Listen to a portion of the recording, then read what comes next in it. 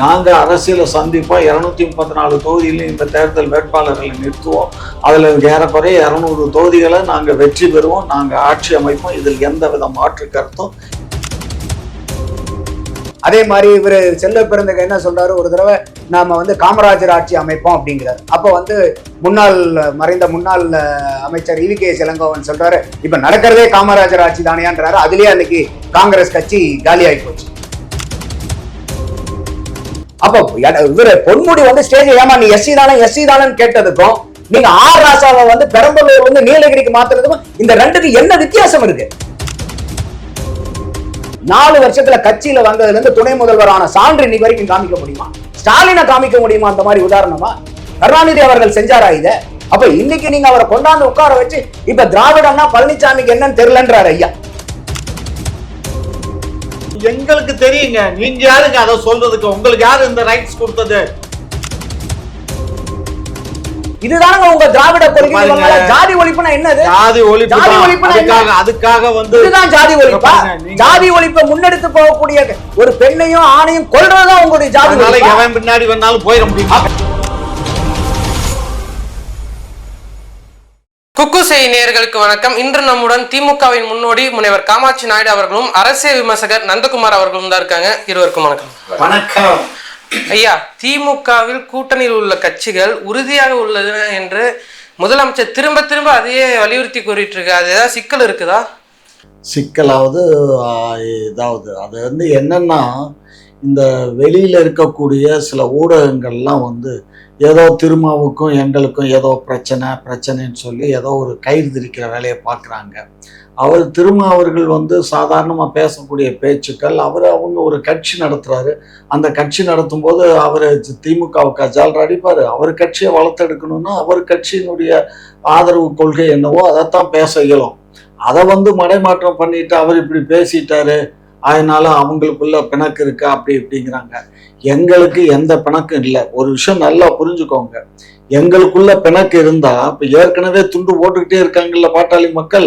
நேற்று கூட நாங்க என்ன சொன்னோம், பாட்டாளி மக்களுக்கும் எங்களுக்கும் எந்த விதமான தொடர்பு இல்லை, நாங்க அவங்களோட கூட்டணி வைக்க மாட்டோம் அப்படின்னு சொல்லிட்டோமா இல்லையா? அப்படி இருக்கும்போது அவர் திரும்ப எங்கள்கிட்ட இல்லைன்னா இவங்களை சேர்த்துருப்போம்ல. திருமாவுக்காகத்தான் இவங்களை நாங்கள் கூட்டணியில சேர்க்காம இருக்கிறதுக்கு காரணமே திருமாவளவனுக்காகத்தான் நாங்கள் பாட்டாளி மக்களை சேர்க்கல. அதுதான் உண்மை. அதை தெரியாம இந்த முட்டா பசங்க என்ன தவறுனாலும் இந்த ஊடகங்கள் எதையாவது சோப்படிச்சு சொம்படிச்சு என்ன வேலை வேணாலும் பண்ணுவான். அதை பத்தி எங்களுக்கு கவலை இல்லை. நாங்க 26ல் வெற்றி பெறுறதுங்கிறது நிச்சயம். 2வது எடப்பாடியார் திடீர்னு போய் பாசமலையில போய் அங்க கூட்டணி வச்சுக்கிட்டாரு அப்படிங்கிறதெல்லாம் ஒண்ணும் கிடையாது. அருமையா அவருடைய கட்சியில இருந்த முன்னாள் நாடாளுமன்ற உறுப்பினர் தற்போது கூட நீதிமன்றத்துல நான் தான் பொதுச் செயலாளர் என்று வழக்கு தொடுத்திருக்கக்கூடிய ஒரு நபர் கிளியரா சொல்லியிருக்கார், தோலை உரிச்சு காட்டிட்டார். எப்படி சேலத்துல எப்படி நடந்தது, ரைடு நடந்தது, எவ்வளவு பண்ணாங்க, இவருடைய பையனும் அதே மாதிரி கேரளாவில் இருக்கக்கூடிய ஒரு கம்பெனி இதெல்லாம் பண்ணதுல எவ்வளவு GST மோசடி பண்ணியிருக்காங்கன்னு கத்த ஃபைலை இவரை டெல்லி போகும்போது இவர் பேபில தூக்கி போட்டு பாரியா அப்படின்னு சொல்லி அவர் சொன்னிருக்காரு. சொன்னதுக்கு அப்புறம் ஆடி போய் அதுக்கப்புறம் தான் அந்த ஆள் ஒத்துனுட்டது. ஆகையினால இதெல்லாம் இங்க எல்லாத்தையும் சொம்படிச்சு உருட்டுற வேலையை பார்க்குறாரு எடப்பாடி. என்ன வேணாலும் பார்க்கட்டும், அவர் அரசியல் கட்சி தானே நடத்துறாரு, அவர் ஒன்றும் பஜனை பண்ண நடத்தலையே. அதனால அவர் வரட்டும், எப்படி வேணாலும் இருக்கட்டும். அதுக்காக எங்களை பார்த்து நாங்க எங்க மந்திரிகளை பத்தி அவங்கள பத்தி மந்திரிகள் பேசுவாங்க ஐயா. பேசுறதுக்கெல்லாம் தப்பு கணக்கு போட்டுக்கிட்டு இருந்தா இயலுமா? இவரும் தான் சொன்னாரு. என்ன சொன்னாரு? தூத்துக்குடியில ஸ்டெர்லைட் ஆலையில சுட்டு கொண்ட போது நான் டிவியில பார்த்தேங்கிறாரு. அப்புறம் ஒரு முதலமைச்சர் நான் டிவியில பார்த்து தெரிஞ்சுக்கிட்டேன்னு சொல்ற அளவுக்கு ஒரு முதலமைச்சர். திராவிடம்னா என்னன்னு கேட்டா அதை படிச்சவங்க அறிஞர்களை பார்த்து கேட்கணும்னாரு. அப்படிப்பட்ட ஒருத்தர் ஒரு கட்சியினுடைய பொதுச் செயலர். கேவலம் மானம் கெட்ட வேலை. அதனால இதெல்லாம் விட்டுடு, நம்ம அரசியல் ரீதியா சந்திப்போம். நாங்க அரசியலை சந்திப்போம். 234 தொகுதியிலும் இந்த தேர்தல் வேட்பாளர்களை நிறுத்துவோம். அதுல ஏறக்குறைய 200 தொகுதிகளை நாங்க வெற்றி பெறுவோம். நாங்க ஆட்சி அமைப்போம். இதில் எந்தவித மாற்று கருத்தும் எங்களை பொறுத்த மட்டும் இல்லை. நாங்கள் மும்முனை போட்டி வந்தாலும் சரி, 4 முனை போட்டினாலும் சரி, 5 முனை போட்டினாலும் எதையும் நாங்கள் சந்திக்க தயார். உங்க கருத்துங்க? இல்லை, இப்போ காமாட்சி ஐயா சொன்னதுல ஒவ்வொரு கட்சியும் அவங்களுடைய வளர்ச்சிக்கு தான் உழைப்பாங்கிறதுல அது யதார்த்தமான உண்மை. ஆனா இங்க என்னன்னா திருமாவளவன் அவர்கள் வந்து அவங்க கூட்டணியில இருக்கும்போதே நிறைய வந்து மக்களுக்கு உண்டான போராட்டங்கள் எல்லாம் முன்னெடுக்கிறாரு.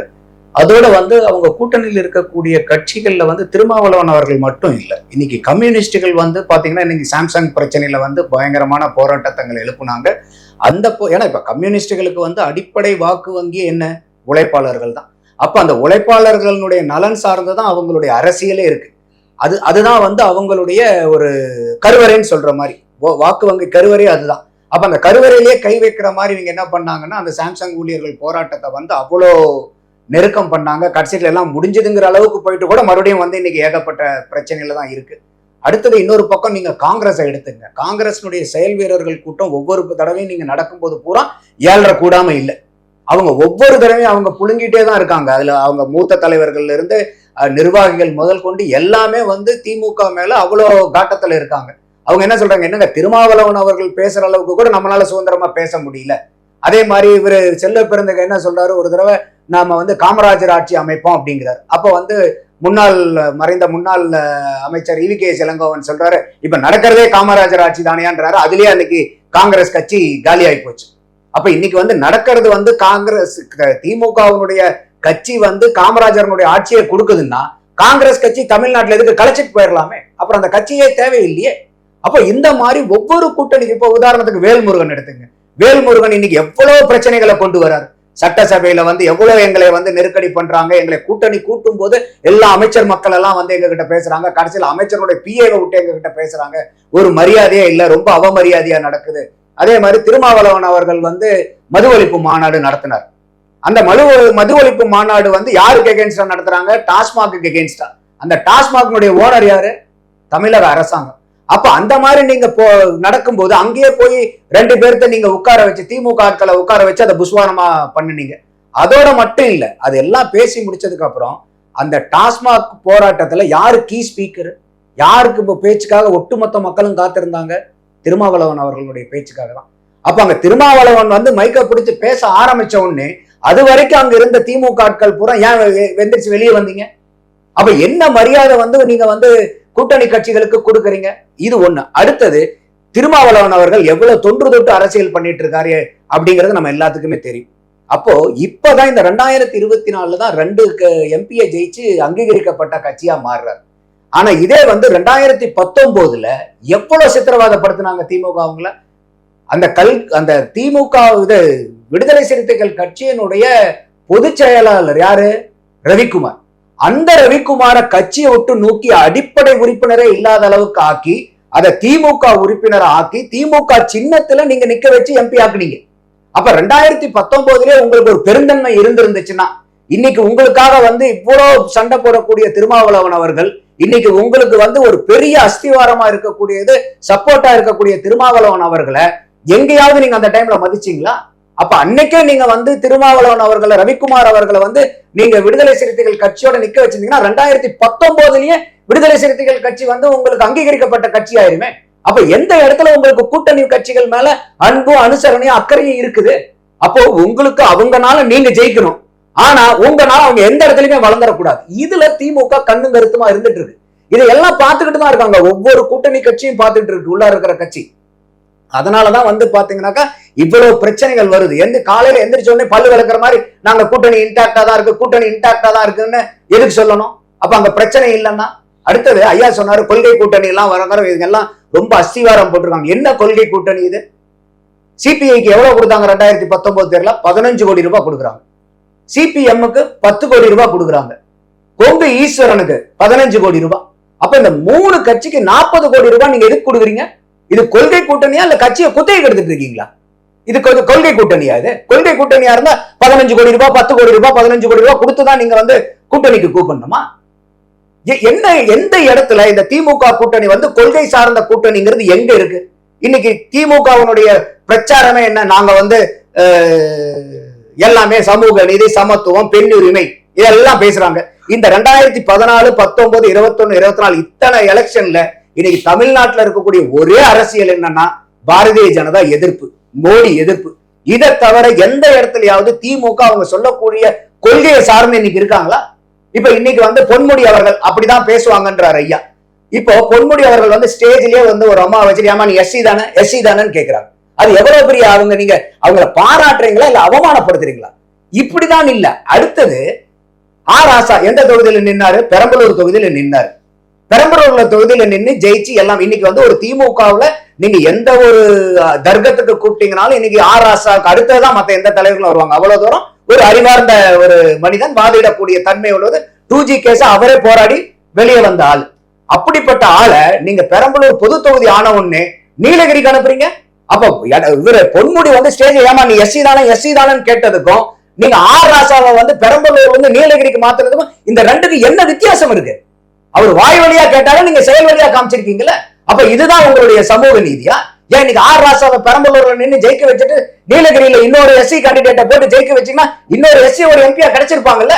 அப்ப உங்களுக்கு சமூக நீதி தான் உங்களுடைய நோக்கம்னா, சமத்துவம் தான் உங்களுடைய நோக்கம்னா, இதையா நீங்க செய்யல? அப்ப உங்க கட்சியில இன்னைக்கு எத்தனை மாவட்ட செயலாளர்கள் திமுகவுடைய வெப்சைட்ல போய் பாருங்க, 76 பேர் போட்டிருப்பாங்க. அந்த 76 பேர்த்துல எத்தனை பேர் உங்களுக்கு எஸ்சி எஸ்டி இருக்காங்க? 3 பேர். இன்னைக்கு அதே மாதிரி வந்து பாத்தீங்கன்னா நாங்க முஸ்லீம்களுக்கு வந்து அறங்காவலர்களே நாங்க தான், பாதுகாப்பு அரணே நாங்க தான்றாங்க. இன்னைக்கு அமைச்சர்கள் வந்து 35 அமைச்சர்கள் இருக்காங்க. இப்ப இதுல வந்து பாத்தீங்கன்னா எத்தனை பேர் முஸ்லீம்கள் இருக்காங்க? அப்ப சொல்லு ஒண்ணு செயல் ஒண்ணு. அப்ப அதனாலதான் சொன்னேன், இன்னைக்கு திமுகவை பொறுத்த வரைக்கும் இன்னைக்கு அவங்க கொள்கையிலிருந்து நழுவி வெளியே வந்துட்டு பல வருஷம் ஆயிடுச்சு. இன்னைக்கு வந்து அவங்க வந்து பார்ப்பனிய எதிர்ப்புன்றாங்க. அவங்களுக்கு பார்ப்பன எதிர்ப்பு தவிர பார்ப்பனிய எதிர்ப்பு கிடையாது. பார்ப்பனியங்கிறது என்ன, ஒரு பிறப்பால ஒரு அனுகூலம் அடைகிறது தானே. அப்ப இன்னைக்கு கலைஞருக்கு அப்புறம் ஸ்டாலின் வர்றாரு. ஸ்டாலின் வர்றதுக்கு கூட ஏத்துக்கலாம். ஏன்னா அவர் வந்து கலைஞர் அவ்வளவு சீக்கிரம் அவர் கொண்டாந்து சீட்ல உட்கார வைக்கல. கடைசி வரைக்கும் அவங்க குடும்பத்துல இருந்து கூட பிரஷர் இருந்துச்சு. ஆனா கலைஞர் என்ன பண்ணாரு, இல்லன்னு சொல்லி அவரை செதுக்கி இன்னைக்கு ஒரு ஆளாக்கி இன்னைக்கு கலைஞர் இல்லாத நேரத்திலையும் தொடர்ந்து 19, 21, 24 3 தேர்தல்ல கூட்டணியை பலமா வச்சு ஜெயிக்கிற அளவுக்கு அவரை வந்து கொண்டு வந்திருக்காங்க. ஆனா இதே இன்னைக்கு வந்து ஸ்டாலின் அவர்கள் என்ன பண்றாரு, உதயநிதி ஸ்டாலினுக்கு இன்னைக்கு 2019 கட்சிக்கு செயல்பாட்டுக்கு வர்றாரு. ஆனா இதே மீடியால பேசும்போதெல்லாம் என்ன, உங்க பையன் வருவாரா சார்னா, இல்ல கண்டிப்பா எங்க பையன் வரமாட்டாங்கன்றாங்க.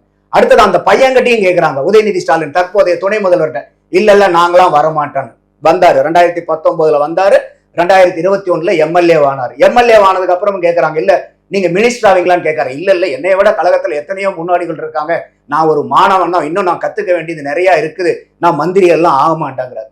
கடைசியில வந்து பாத்தீங்கன்னா மந்திரி ஆகிறார். மந்திரி ஆனதுக்கு அப்புறம் 2024 வந்து துணை மந்திரி ஆகிறார், துணை முதலமைச்சர் ஆகிறார். அப்ப இது எந்த இடத்துல உங்களுக்கு பார்ப்பனிய எதிர்ப்பு? இப்ப பார்ப்பனியத்தை தானே நீங்க பண்ணிட்டு இருக்கீங்க திமுக. எங்க இருக்குது கொள்கை இதுல? எங்க இருக்குது கொள்கை இதுல? இருங்க ஒரு நிமிஷம் நான் பேசி முடிச்சேன். இப்ப எந்த இடத்துல உங்களுக்கு நீங்க பார்ப்பனிய எதிர்ப்புன்னு சொல்றதுக்கு என்ன இன்னைக்கு வந்து உங்களுக்கு திமுகல வந்து எந்த இடத்துல நீங்க காமிப்பீங்க? இப்ப இவ்வளவு நான் சான்றுகள் கொடுத்திருக்கேனே. அப்போ இன்னைக்கு திமுக கொள்கையிலிருந்து வலுவி வந்து இன்னைக்கு அவங்களுக்கு இன்னைக்கு பாரதிய ஜனதாவை எதிர்ப்பு இல்லைன்னா இன்னைக்கு தமிழ்நாட்டுல அவங்களுக்கு அரசியல் கிடையாது. அதனாலதான் அவங்க எல்லாருமே கேட்கறாங்க, இன்னைக்கு திராணி இருந்தா நீங்க தனி கட்சியா நின்று காமிங்கன்றாங்களே. காமிக்க வேண்டியதானே நீங்க? அப்போ இன்னைக்கு கொள்கையை விட்டு விலகுனா எந்த அளவுக்கு இன்னைக்கு வந்து அந்த கட்சி வந்து டேமேஜ் ஆகும். ஏன்னா 75 ஆண்டு கால பாரம்பரியம் இருக்கக்கூடிய திமுக இன்னும் அது பல 100 ஆண்டுகள் போகணுங்கிறதா நம்மளுடைய ஆசை. ஆனா இன்னைக்கு அவங்களுடைய செயல்பாடு அந்த மாதிரி இருக்கா? அப்ப இன்னைக்கு வந்து நீங்க உதயநிதி அவர்களை வந்த உடனே இன்னைக்கு வந்து 4 வருஷத்துல யாராவது திமுகவுல 4 வருஷத்துல கட்சியில வந்ததுல இருந்து துணை முதல்வரான சான்று இன்னைக்கு வரைக்கும் காமிக்க முடியுமா? ஸ்டாலினை காமிக்க முடியுமா? அந்த மாதிரி உதாரணமா கருணாநிதி அவர்கள் செஞ்சாரா இத? அப்ப இன்னைக்கு நீங்க அவரை கொண்டாந்து உட்கார வச்சு இப்ப திராவிடம்னா பழனிசாமிக்கு என்னன்னு தெரியலன்றாரு ஐயா. இப்ப நீங்க சொல்லுங்க, திராவிடம்னா என்ன? திராவிடம்னா என்னன்னு திமுக காரங்க சொல்லியிருக்காங்களா? ஒன்னா இடம் சார்ந்ததுங்கிறாங்க, ஒரு தடவை உணர்வு சார்ந்ததுன்றாங்க, ஒரு தடவை வந்து இந்த மாதிரி கல்யாணம் நடக்குது பாருங்க இதுதான் திராவிடம்ங்கிறாங்க.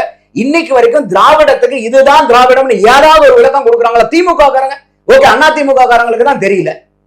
திமுக காரங்க எத்தனை விளக்கங்கள் இன்னைக்கு? அப்ப இன்னைக்கு அதுதான் சொல்றேன், இன்னைக்கு திராவிடம் என்ன மாதிரி இருந்த கொள்கையை இன்னைக்கு எந்த அளவுக்கு நீர்த்து போக வச்சிருக்கீங்க. அப்போ இன்றைக்கு அப்போ உங்களுக்கு கணக்கு என்னன்னா, கூட்டணி கட்சியை வந்து ஒரு 7, 8, 10 கட்சியை கூட்டணி வச்சுக்கிட்டோம்னா நம்ம என்ன வேணா பண்ணலாம். இதெல்லாம் அரித்தமெட்டிக்கல் கால்குலேஷன். 1 + 1 = 2. சில நேரத்துல 1 + 1 2 இல்ல 4 கூட ஆகலாம். சில நேரத்துல 1 + 1 சைபராவும் மாறிடலாம். அதுதான் வந்து இந்த அரித்தமெட்டிக், எலெக்ஷன் அரித்தமெட்டிக். அப்ப இதெல்லாம் வந்து அவங்க ஜாக்கிரதையா புரிஞ்சிருந்தாங்கன்னா இந்த மாதிரி அவங்களுடைய நடவடிக்கைகள் இருக்காது.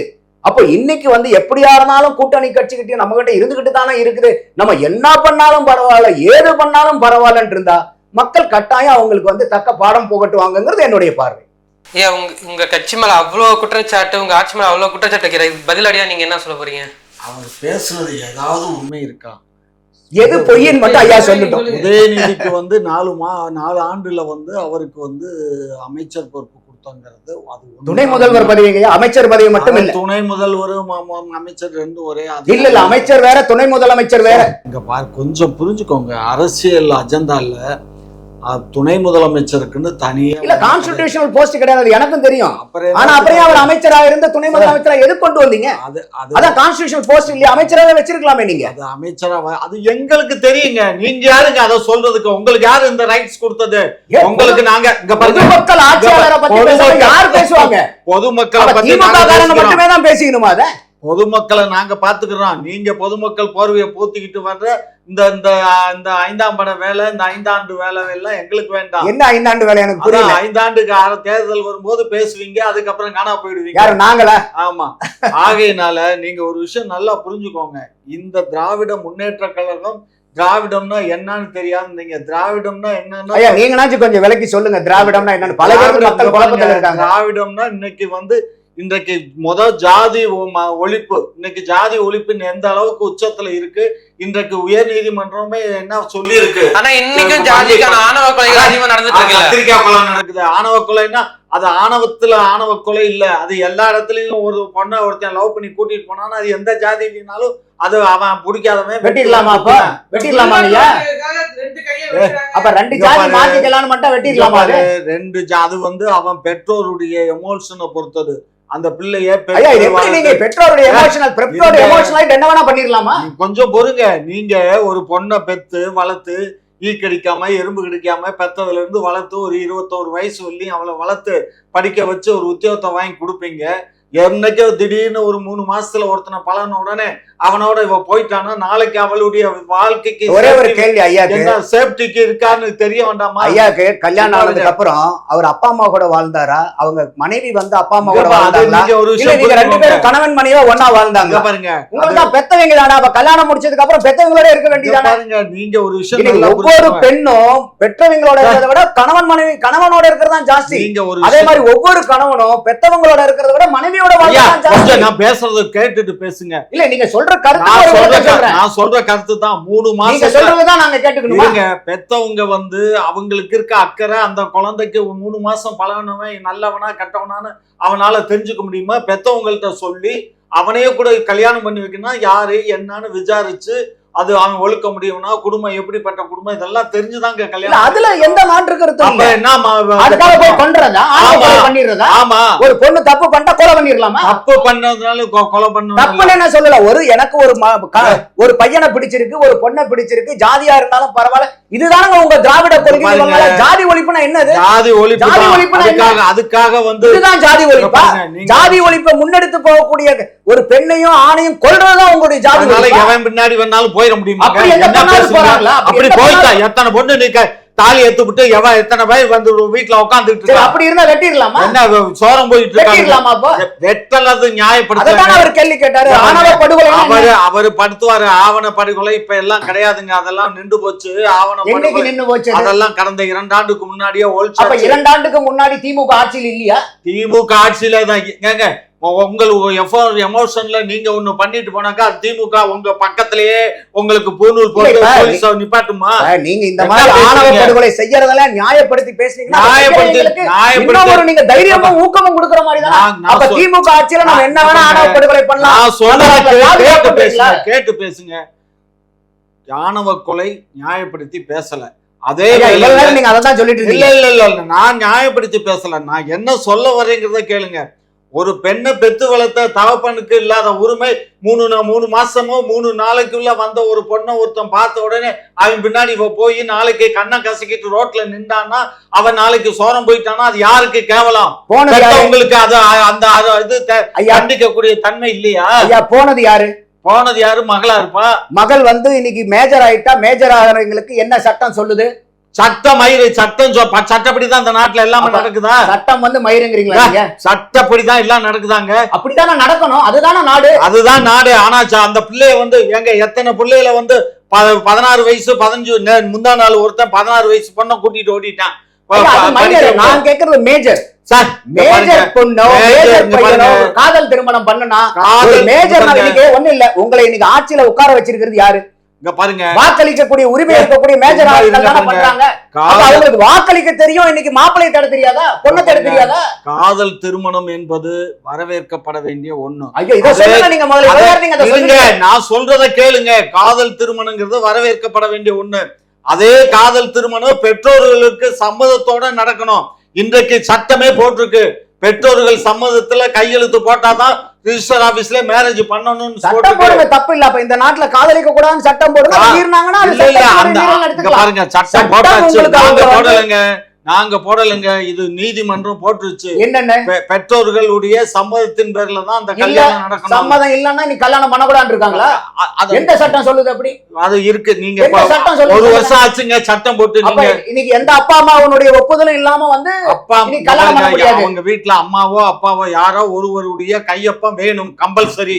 அது போட்டாச்சு நீதிமன்றம். அப்ப நீங்க திராவிட இயக்கங்கள் இத்தனை வருஷம் 57 ஆண்டு காலம் செய்யாததை ஒரு சட்டம் கொண்டு வந்திருக்காங்க ஒரு மத்திய அரசாங்கம் சொல்ல வரீங்க. பாராட்டப்பட வேண்டிய ஒரு சட்டம். அப்ப நீங்க திராவிட கொள்கை நீங்க சொன்னது என்ன இன்னைக்கு செஞ்சிருக்கீங்க? ஒரு பெத்த பிள்ளைய எவன் வேணாலும் கூட்டிட்டு போவான், சரி போடான்னு விட்டுட முடியுமா? போக முடியும். ஒரு பொண்ணு, ஒரு மேஜரான பொண்ணு மேஜர் ஆயிட்டா பழகும் போது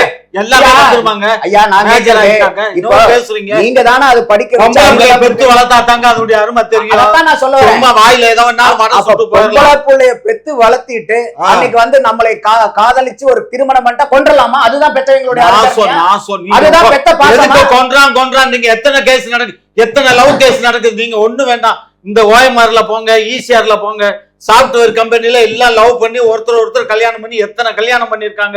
ஏறக்குறைய 60 விழுக்காடு இன்னைக்கு சாப்ட்வேர் கம்பெனில எல்லாம் லவ் மேரேஜ். கரெக்ட் தானே? அப்ப ஏன் இப்படி ஆணவ படுகொலை? அதான் ஆணவ படுகொலை நடக்குதுன்னா எதனால நடக்குதுன்னு நான் பச்சையா சொன்னா ரொம்ப அசிங்கம். அது திட்டம் போட்டு சும்மா இருங்க, திட்டம் போட்டு சில கம்யூனிட்டிகள் சித்தம் போட்டு பண்ணக்கூடிய காரணத்தினாலதான் அந்த ஆணவ கொலை